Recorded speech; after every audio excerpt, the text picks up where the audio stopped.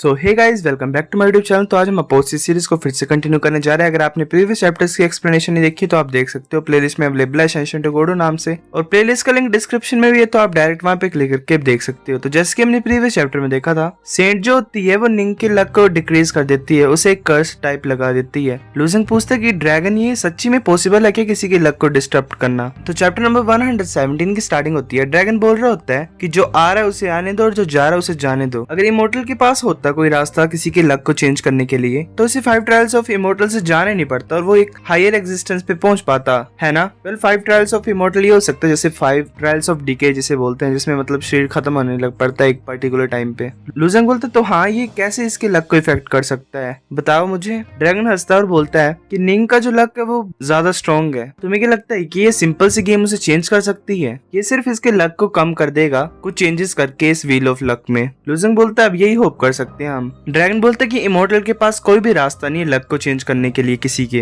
पर ये इस गेम के रूल्स को चेंज कर सकता है ताकि सभी को यही लगे कि ये अनलकी है। पर जितना कि इसका लक है ये पॉसिबल है इसके नेगेटिव इफेक्ट को रिड्यूस करने के लिए, जो कि पनिशमेंट देगी उसे। लूजिंग बोलता है कि इसका लक इतना ज्यादा स्ट्रॉन्ग है। ड्रैगन बोलता है हाँ, इसका जो लक है वो स्ट्रॉन्ग है पर थोड़ा सा कम है तुमसे। लूजिंग सोच रहा था क्या मैं सच्ची इतना ज्यादा लकी हूँ? अगर ऐसा केस होता तो मैं अभी तक सिर्फ 3 ही स्टेप्स थोड़ा ले पाता। ड्रैगन हंस रहा होता है। लूजिंग की टर्न आती है। लूजिंग डाइस को रोल करता है और उसे 5 आता है। लूजिंग हंस रहा होता है और बोल रहा होता है इतना बुरा नहीं है। लूजिंग लास्ट स्टेप पे पहुंचता है और उसे भी एक ऑफर मिलता है किसी को कर्स करने का और टेम्परेरी उनके लक को डिक्रीज करने का। लूजिंग बोल रहा होता है फाइनली चलो मुझे कुछ अच्छा तो मिला है। लूजिंग चूजी की तरफ देख रहा होता है और बोलता है कि तुम नहीं मरोगे है ना, सिंपल कर्स से तुम बच जाओगे मुझे लगता है। चूजी बोलता है चलो तुम्हें पता तो है इतनी बात का। लूजिंग बोलता है ठीक है। फिर वो सेंट को चूज करता है। सेंट बोलते है अगर तुम मेरे साथ ऐसा करोगे तो मैं तुम्हारे पूरे नॉर्थर्न रेलम को डिस्ट्रॉय कर दूंगी एक दिन। उसके साथ जो लड़का होता है वो बोल रहा होता है कि बच्चे अगर तुम इसके ऊपर कर्स नहीं प्लेस करोगे तो मैं तुम्हें कुछ भी दूंगा जो तुम मांगोगे। मैं प्रॉमिस करता हूँ कि वो ज्यादा अच्छा होगा जो कि तुम इस टॉम में पाओगे। तो बोले क्या पागल है क्या है, कुछ भी बोल रहे हैं। लूजिंग बोलते तुम्हारे दिमाग में फर्क है कि क्या तुम मेरे को पागल समझ रहे हो?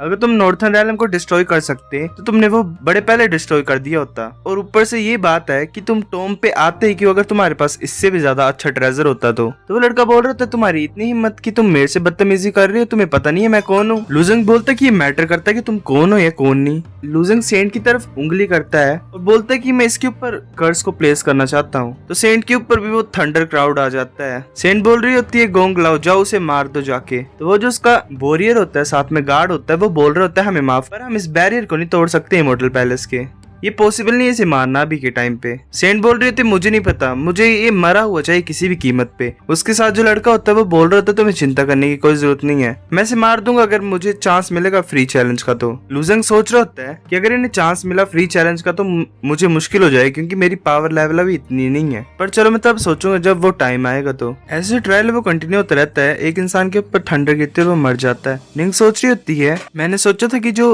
बैड लक है वो ऐसे टेम्परेरी होगा, पर इतना ज्यादा भी सिंपल नहीं है, हमारा लक और ज्यादा खराब होता जा रहा है। जूलिंग 7 में से एक मारा गया उस थंडर की वजह से। फिर वो पीछे की तरफ ग्रैंड मायू की तरफ देखती है। वो सोची होती कि ग्रैंड मायू को भी पनिशमेंट मिली थी पर शुक्र है वो बच गई। फिर निंग का चांस आता है। निंग डाइस को रोल करती है, उसे 3 आता है। निंग लास्ट में पहुंचती है उस स्टोन के ऊपर तो एब्सोल्यूट फ्रोज उसके ऊपर अटैक हो जाता है और उसका जो कॉलम होता है वो पूरी तरह से आइस से कवर हो रहा होता है। लूजिंग सोच रहा होता है कि अजूर ड्रैगन से ही बोल रहा था, जो निंग का लक है वो कम नहीं हो सकता, चाहे पनिशमेंट भी मिली हो उसे फिर भी। वो मार्शल आर्टिस्ट है जो कि आइस की पावर्स को कल्टीवेट कर रही है तो उसके लिए कुछ ज्यादा अच्छा होगा। वो जो आइस होती है वो फिर रिमूव हो रही होती है। निंग पीछे मुड़ के बोलती कि इतने बुरा नहीं था, अब मुझे आइस एलिमेंट के बारे में ज्यादा अच्छी तरह से नॉलेज है। सेंट जो होती है वो गुस्सा कर रही होती है। फिर सेंट का चांस आता है। सेंट उस डाइस को हिट करती है और उसे 4 आता है, पर जो लास्ट होता है स्लेट वो ब्लैक होता है। वो जैसे उसके ऊपर पैर रखती है तो उसे ब्लैक कलर का ऑरा सराउंड कर रहा होता है। उसके साथ जो लड़का होता है वो आवाज डाल रहा होता है सेंट को, उसका जो पूरा कॉलम होता है वो ब्लैक हो जाता है। लूजिंग हंसते हुए बोल रहा होता है मुझे लगता है कि वो ठीक ठाक वापस आ जाएगी। फिर जो कॉलम होता है उससे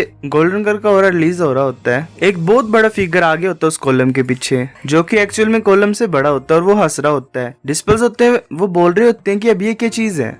तो फिर वो कॉलम गायब हो जाता है, सेंट बिल्कुल वापस ठीक ढंग से आ जाती है नॉर्मल कंडीशन में। तो वो जो उसके पीछे फिगर आया होता है बहुत बड़ा, वो गायब हो जाता है। उसके साथ जो लड़का होता है वो बोल रहा होता है क्या तुम ठीक हो? सेंट बोलती है हाँ मैं ठीक हूँ, पर मुझे अपना प्रोटेक्टिव चार्म यूज करना पड़ा। वो लड़का बोल रहा होता है कि उस बच्चे की इतनी हिम्मत की, उसने तुम्हारे लक को डिक्रीज कर लिया था, मैं उसे पक्का ही पनिश करूंगा अगर मुझे फ्री चैलेंज मिला तो, मैं उसे ऐसे नहीं जाने दूंगा। मास्टर शी की भी टर्न आती है तो उसे 5 आता है। उसकी जो लास्ट स्लेट होती है वो व्हाइट कलर की होती है। वो बोल रहा था व्हाइट अब ये किसके लिए है? जैसे वो उसके ऊपर पैर रखता है तो एक आवाज सुनाई देती है कि तुम किसी के भी नेगेटिव डीप बफ को कैंसिल कर सकते हो, तुम्हें क्लींस मिला है। ये सुन के सभी हैरान हो जाते हैं। निंग और सेंट होते हैं वही जिनके ऊपर नेगेटिव इफेक्ट होता है।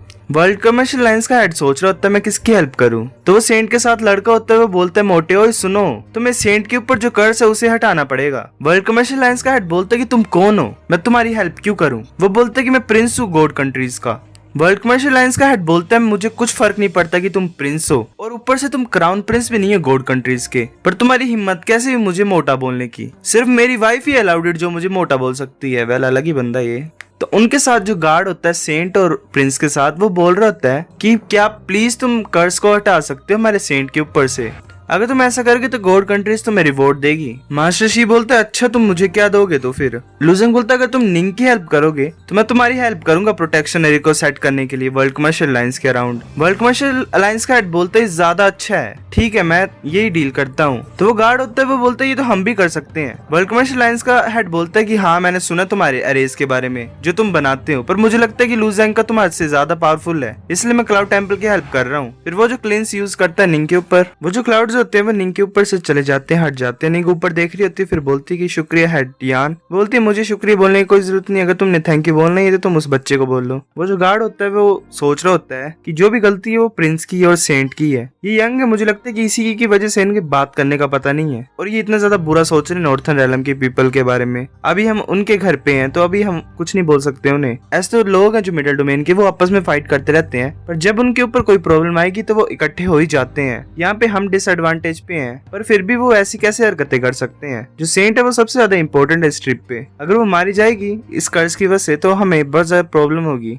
किंग ऑफ पॉइजन को 3 आता है, और आगे जो स्लेट होती है वो व्हाइट होती है। वो बोल रहा होता है 3, और जो मेरी ग्रिड है वो व्हाइट है। वो वहां पे पहुंच जाता है हंसते हुए, और जो आवाज सुनाई देती है उसे वो बोल रही थी कि तुम्हें भी क्लिंस मिलता है, तुम भी किसी की भी तरह के नेगेटिव डीप बफ को क्लिंस कर सकते हो। और जो गार्ड होता है वो बोल रहा होता है फ्रेंड अभी कोई भी नेगेटिव इफेक्ट में नहीं है, तो तुम मेरे सेंट की हेल्प करोगे क्या प्लीज? वो बोलता है मैं कर सकता हूँ, पर मुझे क्या मिलेगा? तो वो गार्ड बोलता है कि तुम क्या पाना चाहते हो, हम ट्राई करेंगे जो भी तुम पाना चाहते हो, हम पूरी कोशिश करेंगे फुलफिल करने की। किंग ऑफ पॉइजन हंस रहा होता है और बोलता है क्या तुम लोगों को भेज सकते हो क्या इन सभी सेक्ट्स को डिस्ट्रॉय करने के लिए जो भी मिडिल डोमेन में है, और फिर मेरी हेल्प कर सकते हो क्या एक नेशन को बिल्ड करने के लिए इन सभी के खोप्स पे? वो सभी सुन के हैरान हो जाते हैं। ज़्वानिन हॉल का जो पैट्रियार्च होता है वो सोच रहा होता है कि ये कुछ ज्यादा एम्बिशियस नहीं है। गार्ड बोलते हैं वो मुश्किल है, फॉर गॉड कंट्रीज को ऐसे तो हजारों साल लगे हुए बनने के लिए, पर ये हमारे लिए मुश्किल है। ज़्वानिन हॉल का जो किंग ऑफ पॉइजन हंसता है और बोलता है तो चलो मैं सिंपली किसी और के ऊपर ही ऐसे स्पेंड कर देता हूँ क्लिंस को। वो गार्ड बोलता है रुको फ्रेंड, मैं तुम्हारी हेल्प तो नहीं कर सकता न्यू नेशन को क्रिएट करने के लिए, पर मैं तुम्हें इनर मैनुअल दे सकता हूँ जो स्किल तुम प्रैक्टिस कर रहे हो उसके लिए। किंग ऑफ पॉइजन बोलता है क्या इनर मैनुअल? तो वो गार्ड बोलता है हाँ, मैनुअल ऑफ 5 पॉइजन जो है उसके पास सिर्फ आउटर मैनुअल ही नहीं है जो तुम रीड कर रहे हो, उसका इनर मैनुअल भी है, और वो कुछ ज्यादा डिटेल है आउटर मैनुअल से ज्यादा। जो आंसर तुम्हें नहीं मिल रहे तुम इनर मैनुअल में उसे पा सकते हो और समझ सकते हो। किंग ऑफ पॉइजन सोचता है, वो बोलता है कि अगर तुम कसम खाओगे अपने स्पिरिट ऑफ मार्शल आर्ट्स की तो मैं उस कर्ज को अभी जल्दी से रिमूव कर दूंगा। गार्ड बोलता है ठीक है कोई प्रॉब्लम नहीं है, मैं कसम खाता हूँ। वो सोच रहा होता है कि ऐसे तो ये कुछ ज्यादा ही शर्म की बात है कि मेरे को इस तरह के इंसान ने इतना ज्यादा पुश कर दिया है, पर इतना भी ज्यादा लॉस नहीं हुआ मेरे को इस सिचुएशन में। किंग ऑफ पॉइजन हंस रहा होता है और वो गायब कर देता है सेंट के ऊपर से जो क्लाउड होता है। वो सेंट लूजेंग की तरफ देख रही होती है, वो बोलती है कि मुझे बस टाइम दो, मैं तुमसे पक्का बदला लूंगी। सो गाइस चैप्टर नंबर 117 इतने था। अगर आपको वीडियो पसंद है तो लाइक करो, नहीं भी आई फिर भी लाइक कर दो, शेयर करो दोस्त साथ, कमेंट करके बता अगर आपको वीडियो कैसी लगी, सब्सक्राइब करो। तब तक के लिए बाय बाय।